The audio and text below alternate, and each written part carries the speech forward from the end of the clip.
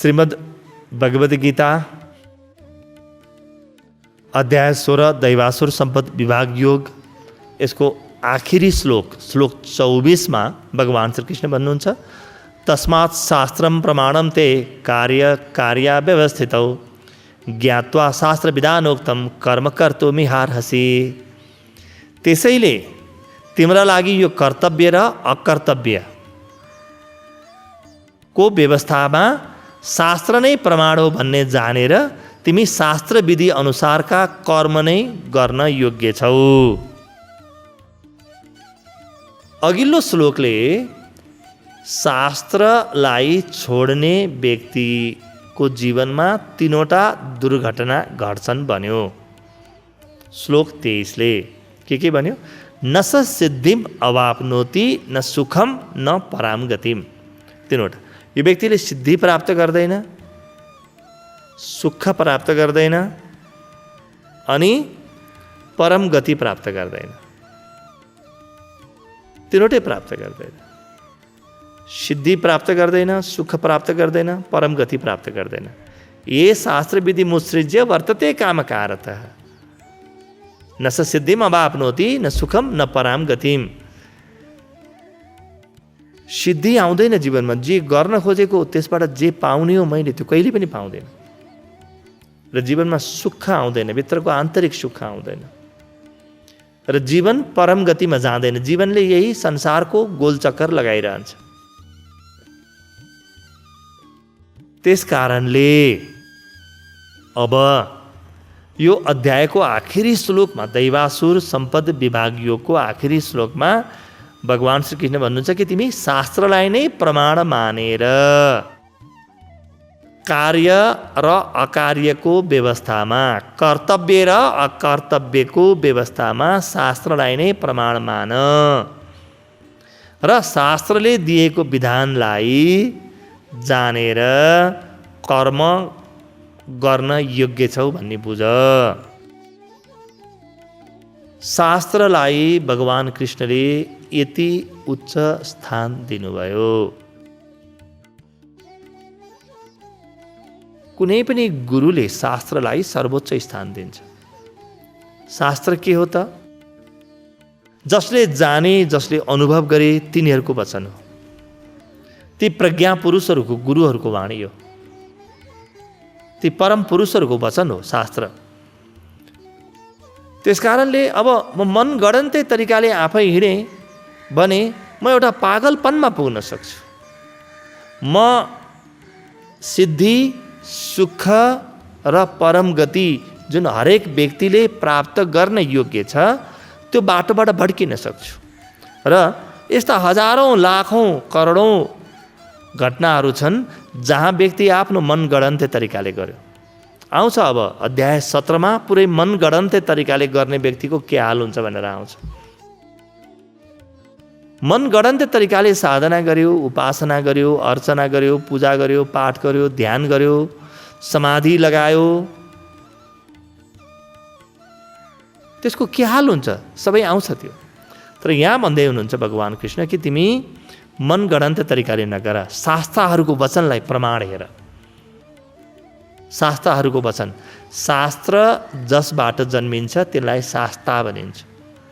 तर यहाँ अहिले एउटा दुर्भाग्यको घटना घटेको छ, दुर्घटना। त्यो के हो भने संस्कृतमा लेखेको हरेक कुरालाई हामी शास्त्र भन्न ठान्छौँ। हरेक धर्म सम्प्रदायमा केही न केही समस्या छ। शास्त्रलाई च्याप्पै पकडेर बसेको छ मान्छेले। त्यही शास्त्र एक त संस्कृतमा लेख्ने बित्तिकै सबै शास्त्र हो भन्ने भ्रम छ। अर्को के छ भने शास्त्र नै सबैभन्दा ठुलो कुरा हो, त शास्त्र किन कण्ठ नबनाउने? बस शास्त्र कण्ठ बनाऊ, यो साधनाको मार्ग हो भन्ने छ। अर्को शास्त्र कण्ठ बनाउने मात्रै होइन, हरेक दिन पाठ गर, यही नै साधनाको मार्ग हो भन्ने छ।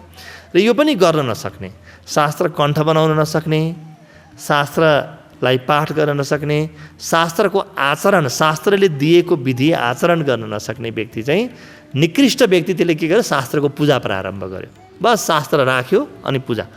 तपाईँलाई यो सुन्दा आश्चर्य लाग्छ कि कति सम्प्रदायहरूमा त शास्त्रलाई नै पूजा गरिन्छ, त्यसैलाई गुरु मानिन्छ। अब तपाईँ जतिसुकै पूजा गर्नुहोस् कि माथि लगाएर राख्नुहोस् कि जलाउनुहोस्, बिचरा त शास्त्रले केही भन्दैन। तपाईँले गलत गर्नुभयो भनेर भन्न पनि सक्दैन। शास्त्र त मुख छ, शास्त्रको कुनै आफ्नो आवाज छैन। शास्त्र पढेर पनि तपाईँले आफ्नो मनगढन्ते अर्थ लगाउनु न हुन्छ। शास्त्रको अर्थ त तपाईँको जीवनबाट आउँछ। जीवन चाहिँ आफ्नो दुःखको बाँच्ने अनि भगवान कृष्णको गीताको अर्थ लगाउने। त यसरी शास्त्रमाथि धेरै ठुलो बलात्कार भएको छ, अन्याय भएको छ, शास्त्र शब्दमाथि पनि र शास्त्रको प्रणालीमाथि। तर जो जान्दछ, जो सम्यक व्यक्ति छ, जो साधक अलिक उच्च कोटिको छ, उसले शास्त्रबाट फाइदा लिन जान्दछ। उसले शास्त्रलाई हेर्छ, मभित्र यो भयो, यो भएन, अब म यसका लागि साधना गर्छु र म यही स्थिति जीवनमा हासिल गर्छु। त एउटा त शास्त्रको उपयोगिता यहाँनिर छ। दोस्रो,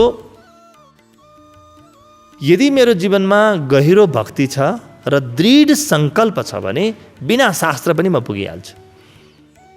साधारणतया त व्यक्ति बिना शास्त्र नै पुग्छ र पुगिसकेपछि शास्त्र प्रमाणको रूपमा आउँछ अनि उसले पाउँछ कि ओहो मेरो जीवनमा यही घटना घटित भयो भनेर उसले प्रमाणको रूपमा त्यो शास्त्रलाई हेर्छ।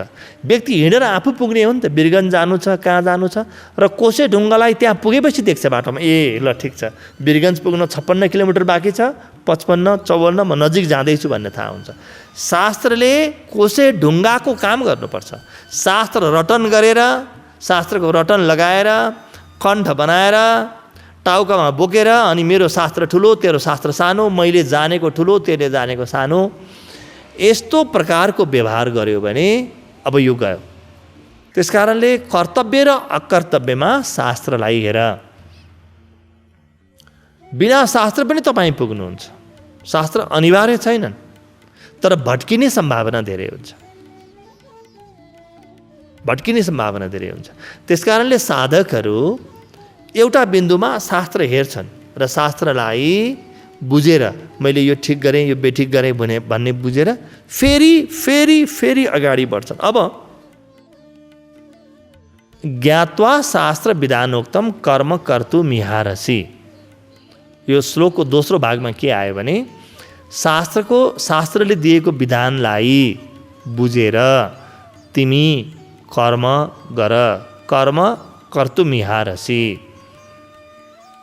पहिलो कुरा त भगवत गीताको अध्याय 1 मा अर्जुनले आफ्नो भ्रम भगवान कृष्णको अगाडि राखेका थिए। त्यो भ्रम के भने ओहो सनातन शास्त्रले त यसरी चाहिँ यी आफन्तजनहरूलाई मार्यो भने स्त्रीहरू चाहिँ यस्तो प्रकारका हुन्छन् र सन्तानहरू वर्णशङ्कर जन्मिन्छन्, पितृहरू चाहिँ पिण्डोदक श्राद्ध नपाएर, तर्पण नपाएर पितृहरू तर्दैनन्, यहाँ जताततै अनिष्ट हुन्छ भनेर शास्त्रको गलत व्याख्या गरेका थिए। अब शास्त्र के हो, शास्त्र के होइन, त्यो कुरा स्पष्टसँग बताइदिनु थियो भगवान कृष्णलाई। किनभने अर्जुनको मनमा त भ्रम पसेको थियो, सन्देह पसेको थियो, दुविधा पसेको थियो। यो श्लोकले भगवान कृष्णले अर्जुनको त्यो दुविधाको समाधान गर्नुभएको छ। के हेर, तिमीले भनेको शास्त्र त्यो शास्त्र होइन, शास्त्रले त्यस्ता कुरा गर्दैन, कुनै स्वर्ग कुनै नरकको कुरा गर्दैन शास्त्रले। शास्त्र अनुसार तिमी अगाडि बढ्यौ भने कर्मयोग, ज्ञानयोग र भक्ति योगको बाटोमा तिमी हिँड्नेछौ र तिम्रो आचरण यदि कर्मयोगको छ भने तिम्रो जीवनमा कर्मयोग जन्मिरहेको छ कि छैन त्यतातिर ध्यान देऊ। र कर्मयोग जन्मेको छ कि छैन कसरी थाहा पाउने?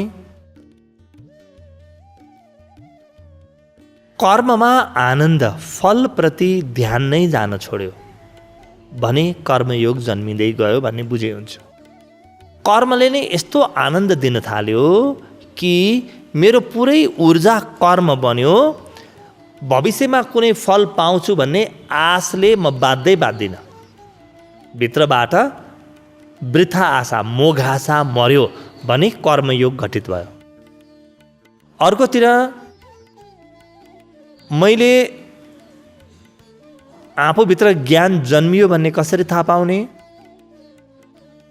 जब म आफू क्षेत्रज्ञ हुँ, क्षेत्र होइन। म आत्मतत्व हुँ, जड पदार्थ होइन।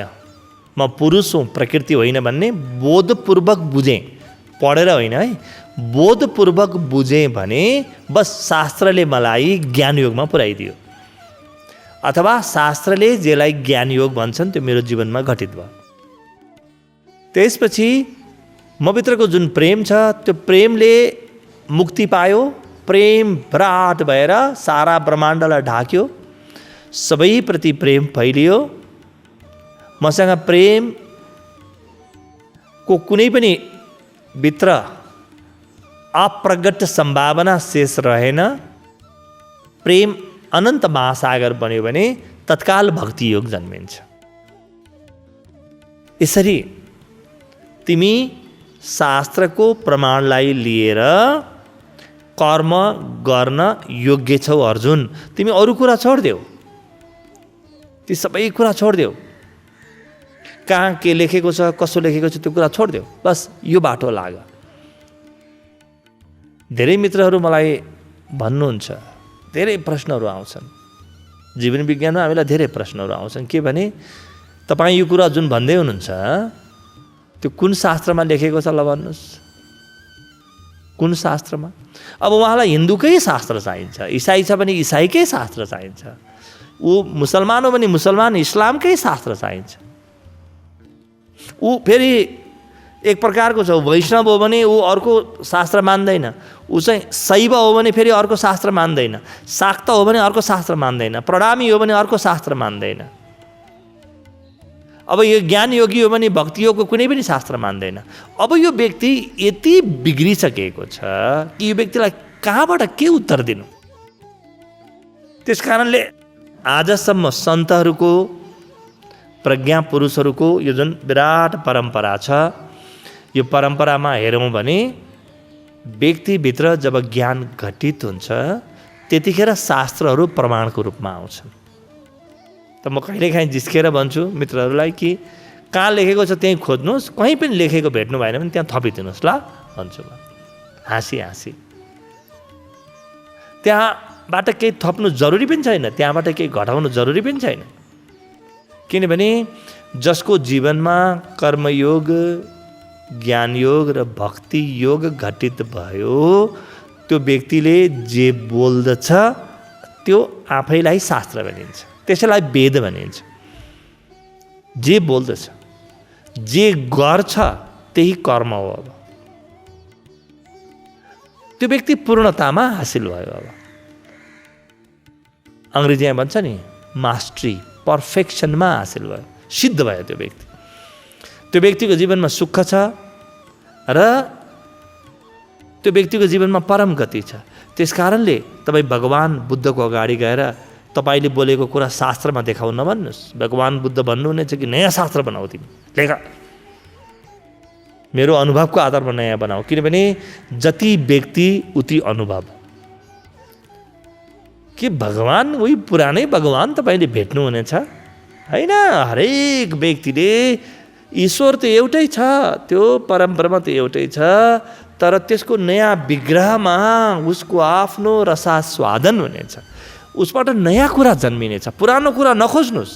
तपाईँलाई धेरै शास्त्रसँग प्रेम छ, तपाईँलाई चाहिँ श्लोक इत्यादि कण्ठ बनाउन, शास्त्र पूजा गर्न प्रेम छ भने तपाईँको जीवनमा धर्मको यो परम घटना घटित हुने छैन, असम्भव छ। अब आफूलाई मुक्त गर्ने अनि खोज्ने त्यो व्यक्ति जो शास्ता हो, हेर्ने उसको अनुहारमा, डुब्ने उसका आँखामा, उसँग गर्ने सङ्गत, उसको वाणी सुन्ने, वाणी मात्रै होइन उसको मौनलाई सुन्ने, उसको अनुहार मात्रै होइन अनुहारभित्र लुकेको जुन ज्योति बिम्ब छ त्यो बिम्बलाई हेर्ने, देख्ने, र यहाँबाट बल्ल मार्ग खुल्छ। त्यस कारणले यो 16औं अध्यायलाई जीवनको परम अध्याय बनाऊ। आफूभित्रको आसुरी सम्पत्तिबाट मुक्त भएर दैवी सम्पत्तितिर यात्रा गर्ने परम साधनको रूपमा यसलाई बनाऊ र बनाउँदाखेरि जबसम्म तपाईँभित्र यो ज्ञान घटित हुँदैन, यो मुक्ति घटित हुँदैन, तबसम्म शास्त्रहरू प्रमाणको रूपमा आउनेछन्। तर शास्त्रलाई बुझ्ने तरिका तपाईँले कोही प्रज्ञा पुरुषबाट सिक्नुपर्नेछ, कोही शास्त्रबाट नै सिक्नुपर्नेछ।